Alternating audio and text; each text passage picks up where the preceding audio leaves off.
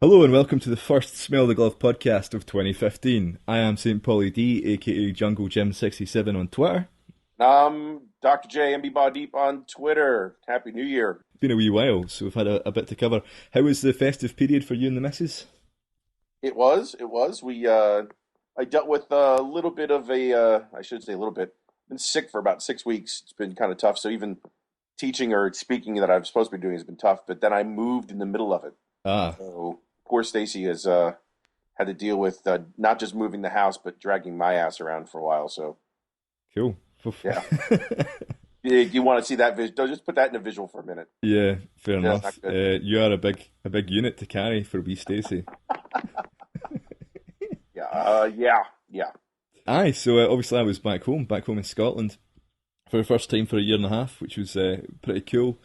Managed to get to my Celtic game. Unfortunately, it was Ross County at home, which was the biggest pile of pish ever. Took the missus to the game. She enjoyed it, however, it was the worst display of football I've ever seen in my life. So it was great being back at Celtic Park. A lot of nostalgia. I could kind of really share with her my kind of passion for Celtic and stuff like that. But What did you go? So let's ask it real quick. What did she think of the environment outside the ground? Because that was a day game. it was a day game. We didn't actually have a huge amount of time because one thing I did want to go to the Celtic Megastore and buy merchandise for a couple of guys and stuff like that, but just didn't really have time. We had time to basically get down there. We went to see the statues. I explained about the Jock Stein statue, told her about him, told her about Jimmy Johnson, told her about Tommy Burns. I think she really connected with the kind of story of Tommy Burns more than anything else.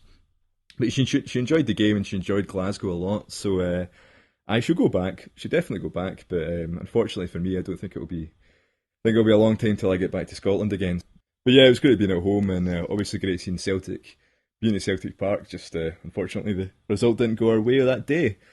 But anyway, that's enough about my trip because we've got another trip lined up. We're going to Philadelphia, and on the line just now we have Chris Long. Chris, how you doing? Hell, brother, I'm doing good. How's Christmas? Christmas was good. It was hectic as usual. Uh, we have about 1,000 miles that we travel on Christmas uh, to see all of our family and everything. Because my wife and I are both children of divorce, so it's like triple everything, um, you know, that you got to do. But other than it being hectic and a lot of traveling, it was good. It was real good. Great stuff. So obviously, before we're going to talk a little bit about Philadelphia and stuff like that, but before we do that, we should really cover the last couple of games that have been on since we've been away. So, Dr. J, do you want to start off? Yeah, last couple games. Let's go back a little history. Last time, it's been a while since we did this. Uh, but wait a second. Wait a second. Hold on. What's it? Let's do something more, a little bit more current. Last night, Paul, you posted on Facebook that you went to a Burns night. So, Uh, so explain your Burns night in Toronto. yeah, so Burns Night in Toronto was pretty lame, to be honest with you, man. It was awful. I went to a Scottish pub called the Piper's Pub in Toronto in St Clair. It involved turning up to the pub and then having an England flag hanging outside. The manager of the pub on their website has him in an England shirt during the last World Cup supporting England to get the punters in. Went in and just had the worst food in my life, and the haggis was they were like serving it like it was caviar. It was like honestly we had probably about a teaspoonful on top of like mashed potatoes. And I was just like, fuck this, I'm out, and paid for my drinks and left. To be honest with you, so yeah, that was pretty much my Burns night, all in all. So a bit of a fail from Team Canada on the old Burns night. What about you? Did you celebrate, Dr. J? I did not, but what's funny is you said it was a Scottish pub run by Canadians with an English flag outside. Pretty much, aye. And also, one of the guys went on stage and done this. He was dressed in Highland dress, done this ridiculous Scottish accent. It was, I don't know where he sounded like a drunk Sylvester McCoy, and he done that for a little while, and then came off stage. And obviously, I had the worst table in the house. It was next to all the bar staff, and he came over and spoke to the bar staff in fully broad Canadian accent, and then came over to me and then burst out this fake Scottish accent like I wouldn't be able to tell the difference. And then he spoke to my girlfriend in fluent Quebecois French, and she could tell that he was from Montreal. So yeah, great stuff. It was both insulting and shit, to be fair. So yeah, That's funny stuff. But I remember I had the same thing happen. We were in Charlotte, a place called Molly McPherson's, and it's in downtown. There's an Irish pub. I think it's Re-Ra's across the street. So we went over there just to see what it was about. So I sat down, and without wearing any colors, I just sat down, ordered a pint at the bar, and just asked the guy. So, with a Scottish accent. So, are you Celtic or Rangers? And he looked at me and said, "What? I don't understand." I'm like, "What? You don't understand?" He's like, "No, I don't. I don't understand." I said, "Okay, well, let me ask you this: why is this Rangers flag behind the bar and the Celtic flag by the bathroom?" And he's like, I said, "You're full of shit. You're a fucking Hun, aren't you?" He just looked at me like in full shock. Like no one ever asked that question in the U.S. And that was it. I was like, "I'm done. I'm out of here. Thanks for the pint. See you later." He's like, and we literally like left and went across the street. yeah, It was the same exact thing. English flags in the joint and everything else. And you kind of figure it out. But for the American consumer, they don't know. yeah. There's a couple of Canadian bars up here that kind of cover their losses by or cover their back by having both a Celtic scarf and a Rangers scarf up, not knowing that. I mean, sometimes like right beside each other. So yeah, great stuff. It's brilliant when people get your culture horribly wrong. But Not even my culture, your culture. I apologize. nah. Anyway, so obviously we didn't have a New Year derby, which is part of our culture because of the monsoon and tsunami that happened in Maryhill. So I just really hope that everyone in Maryhill survived the mass flooding that took a mass flooding of Fir Park, and I mean people were evacuated by helicopters. There was like UNICEF aid going in there. Obviously not. It was actually just a wee bit rainy, and he called it off for no apparent reason. What the fuck was that about? I don't know. Yeah, I don't know, but I guess you could. That is a little bit of an issue. I guess I don't know. Well, I don't think it's all going to work out in the end. Don't you think? I mean, if we win by 10, 12, 15, 20 points, whatever. I mean, except for fans being kind of.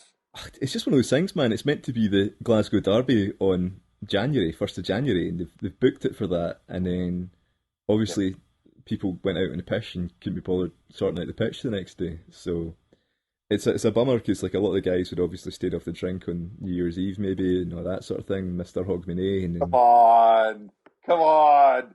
How many Scots don't drink? Just aye, but period. they would have Just maybe like period. a lot Let of it. guys would have went right. Come on. I've got to Americans drive. need a holiday to drink. Aye. Well, no, I'm not saying they wouldn't have like done something, but they might have built their plans around going to the football on New Year's Day. You know what I mean? So that's a bit pish, like people like doing that. But ach well, ach well.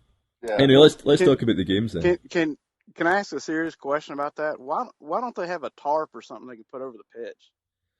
I don't know. I think I'm just repeating stuff that I've heard on other shows, but apparently Yeah, some tarpaulin didn't cover the entire pitch or something. It was just we'll fucking get two of them. yeah, exactly. Times must be tough in I Mary mean, Hill. all right, boys. Enough about games. Let's get to our weekly or actually semi-monthly. We'll put it this at this point in time. Our weekly conversation point, the one that people don't like, but we do it anyway because we don't care. Jagon or Yaldi, you ready? Let's do it. Let's do it. Okay, first one. I'm going to do a couple that aren't necessarily Celtic, but it does relate back. I want to get these three questions out of the way. The first one is this. Jagon or Yaldi, are you excited or happy about Lenny saying that he would come back to Celtic if offered? oh, um, I'll go with Yaldi only because I know that the inner soul of Neil Lennon is always going to be Celtic, and him stating that just means everything that we already know is that he is a Celtic man. He's always going to be a Celtic man. He's always going to have the club somewhere in his heart. So I'm going to give it a Yaldi. I'm going to give it Yaldi just on the basis of it's actually nice to see a manager give his former club some respect. With all the Considering what Chris Sutton's done lately. yeah, with all the trash talking that like former Celtic players do, and Neil Lennon obviously he kind of had a pop at Ronnie Dyler because he thought Ronnie Dyler was criticising his training methods and all that sort of thing, and blah blah blah. So yeah, I'm a bit indifferent. I mean, I don't think he will be Celtic manager again anytime soon, but Yeah, no, it's good to see him. Respect, so Yaldi from me. Yeah, I give Yaldi too. But so last one on Lenny. Celtic fans feeling love for Bolton. Uh, I don't know. I never really felt any love for Martin O'Neill's teams when he went down south. Like I think I mentioned as a kid that the two English teams I kind of liked when they were crap because all the other kids liked Manchester United and Blackburn Rovers and whatever team was top of the league. Where Andy Walker, before he turned into a Celtic bash and bitter weirdo, was playing for Bolton, and Jerry Craney was playing for Manchester City. So two Celtic players. So those were the two teams that I kind of like had a preference for in England just because they had Celtic guys, and so I quite like Bolton, but I've got absolutely. I'd like to see Neil Lennon doing well because when someone does well coming out of Celtic, it shows their value. So the next time someone comes looking for, especially with a player, if a player does well, if Joe Ledley does really well in the Premiership, we just have to point at him. And when we're selling our next player, to try and put the price up on our players, etc. Not that I want to sell anyone any particular soon. So I suppose it's a I suppose it's a Yaldi. Well, they can do what they like, but I don't, I wouldn't go overboard for it. You know, Chris? Are you watching? Let me ask you real quick, Paul. Are you watching the Bolton results, No, not at all. Chris? Yeah, I mean, I can't lie. I did watch Bolton Liverpool and about 30 minutes of it yesterday. Um, and just like Paul said, I want Neil Lennon to do well. I wish him the best of luck. But I'm not running out to buy a Bolton kid or anything like that. And I'm not really looking for their results either. I mean, if it's on and I see it and I'm like, oh, okay, cool. I'm glad he's doing well. That's where I'm going to leave it. I mean, I'm not jumping ship and just being like, oh, okay, cool. I'm a Bolton fan now because they have Neil Lennon. No, fuck that. Would you class it the same way as the way you look at Wanyama and Fraser Forster and Yeah, yeah. That's exactly the way I would classify it. If Southampton's on television and I'm watching it and Fraser Forster has a good save, I'm like, hey, good job, Fraser. Or I love Victor Wanyama. I will always love Victor Wanyama, but I'm not necessarily like, come on, Southampton, let's do this. No, that's ridiculous. I think wishing players do well only builds Celtic because people that look at somebody else's career and they go, well, where did they play before they came to Southampton? Oh, they played at Celtic. Oh, okay. Oh yeah, yeah, yeah. I remember them. I mean that only builds the club, I think. But um, I don't really foresee Southampton being a team that I'm going to watch and make sure that I know what their results are. Yeah, Fair enough. I have to admit, I'm kind of, I'm not saying I'm a closet Bolton fan, but I have been watching their results. And what I don't necessarily comment on them per se, but what I do is I enjoy watching. I'll put it this way: I enjoy watching the shift of the Bolton fans. When he got the job, it was you had some of the hunnery that was taking place down there, and hate him, hate him, hate him. All of a sudden now, I enjoy reading the changes of the Bolton fans to wow, you really changed the team. To me, that's what I've been looking for. I'll go to their Facebook page and read some of the comments, and I do look for the results, and I want him to do well, and I really, really do want him to do well. Because if you look at who was the guy from Hamilton who just took a job? He took the Norwich job. Alex Neil. Yeah, you gotta be kidding me. He just took. What did he do? He's done very well at Hamilton, in fairness. Okay, that's fair. But has he done what Neil had done with no, with only limited experience? Has he done something that crazy?